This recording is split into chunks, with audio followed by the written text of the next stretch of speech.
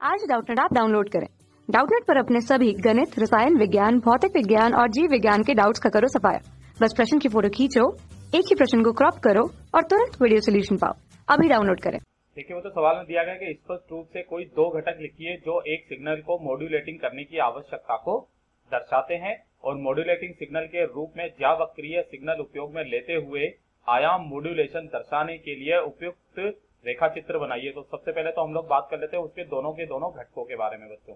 तो जो पहला घटक है, एक तो कि जो सिग्नल को मॉड्यूलेटिंग करने की आवश्यकता को दर्शाते हैं, एक तो होता है हमारा जो हमारा एंटीना होता है ना, एंटेना का एक तो व्यवहारिक आकार होना चाहिए, है ना, व्यवहारिक, या फिर हम लोग बोले व्यवहारिक आकार, या फिर दूसरा हम लोग बोल दें कि उसका एक प्रैक्टिकली जो साइज होनी चाहिए उसकी वो सही होनी चाहिए, है ना, यानी कि प्रायोगिक आकार उसका एकदम सही होना चाहिए, यानी कि प्रायोगिक आकार। एक तो ये हो गया।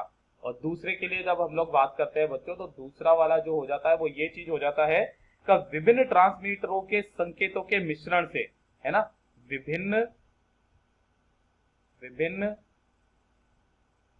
ट्रांसमीटरों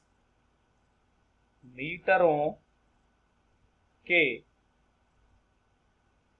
संकेतों से बचने के लिए, है ना, नहीं के संकेतों के मिश्रण से बचने के लिए, है ना, के मिश्रण से बचने के लिए, के मिश्रण से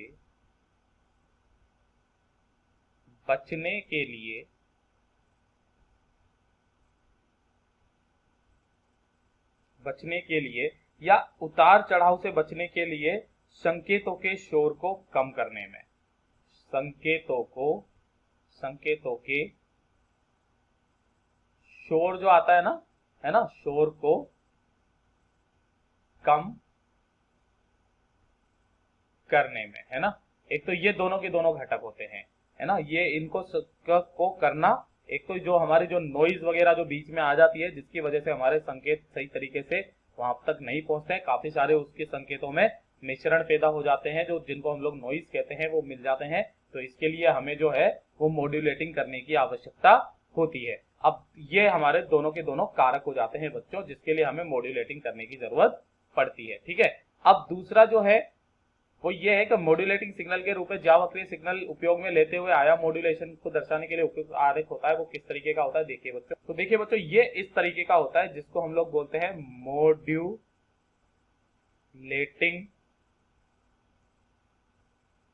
सिग्नल, है ना, यही तो होते हैं हमारे। तो ध्यान से देखिए बच्चों, इसमें ज्यावक्रीय रूप से ये वाले जो हमने ये ज्यावक्रीय रूप से ये वाले जो लिए हैं, इसको हम लोग बोलते हैं बच्चों वाहक तरंग। ये कौन सी होती है हमारी? वाहक तरंग।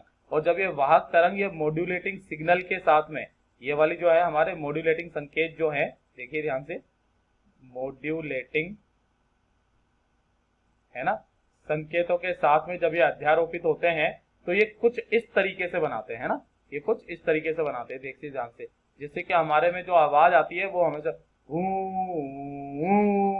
यानी कि किसी जगह पर हमें तेज आवाज आती है और किसी जगह पर हमें कम आवाज आती है। तो जिस जगह पर हमारी तेज आवाज आती है वो ये रही हमारी जो उठी हुई है, जहां पर हमें कम आवाज आती है वो हमारी ये रही। इसको हम लोग बोलते हैं बच्चों आयाम मॉड्यूलित तरंग। इसका नाम क्या होता है हमारा? आयाम मॉड्यूलित तरंग बोलते हैं। तो यही इसका तरंग संकेत होता है बच्चों, यही इसका जवाब है। कक्षा 6 से 12वीं से लेकर नीट, IIT, JEE वो एडवांस के लेवल तक 1 करोड़ से ज्यादा छात्रों का भरोसा। आज ही डाउनलोड करें डाउटनेट ऐप या व्हाट्सएप करें अपने सारे डाउट्स 8400 400 400 पर।